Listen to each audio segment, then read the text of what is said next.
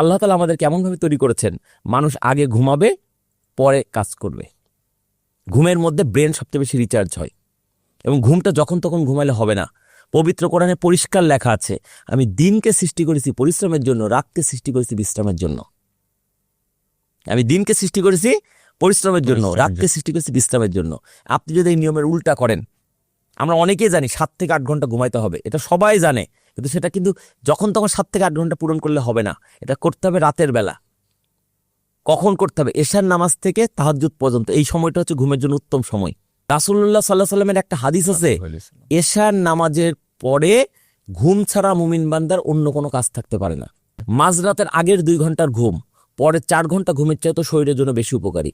মাঝরাত মানে যদি রাত 12টা ধরেন, তাহলে 10টা থেকে 12টায় যে ঘুমে আপনার শরীর যে পরিমাণ রিচার্জ হবে, 12টা থেকে 4টা পর্যন্ত ঘুমাইলে ততটুকু হবে কিনা সন্দেহ। এটা খাঁটি বাংলা দেশীয় প্রবাদ, সকালে খাও রাজার মতো, দুপুরে খাও প্রজার মতো, রাতে খাও ভিখারির মতো।